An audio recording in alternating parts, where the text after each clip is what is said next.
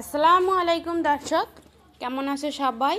আশা রাখছি ভালো আছো। আল্লাহ তাআলার রহমতে আমরাও ভালো আছি।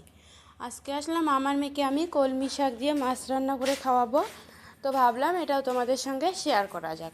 দেখো, কম বেশি আমরা সবাই মাছ রান্না করতে জানি। আমার মেয়ে কিন্তু কলমি শাক খেতে ভীষণ ভালোবাসে, তাই আমি ওর জন্যে এক মুঠো পরিমাণে কলমি শাক নিয়েছি। এটা আমাদের বাড়িতে হয়েছে, বাড়ির তৈরি কলমি শাক। সেই শাকটা আমি এক মুঠো নিয়েছি। মাছ দিয়ে এটা রান্না করে মেয়েকে খাওয়াবো। এটা রান্নাটা তোমাদের সঙ্গে শেয়ার করলাম না, কারণ কম বেশি আমরা সবাই জানি মাছ রান্নার করা।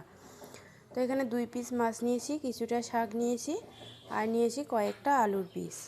এগুলো আমি আমার মেয়েকে দুপুরবেলা খাইয়ে দিব। এবার আসলাম মধ্য দুপুরে ওকে ছানা দিব।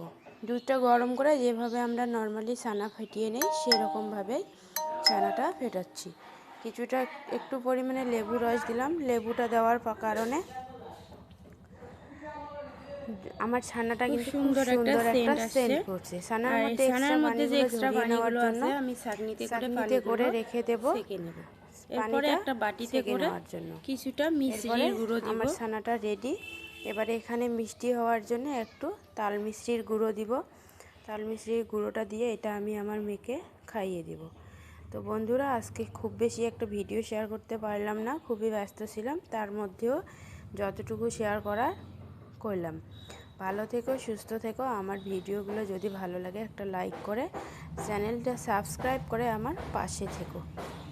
আজকের মতো এই পর্যন্ত, দেখা হচ্ছে নেক্সট ভিডিওতে।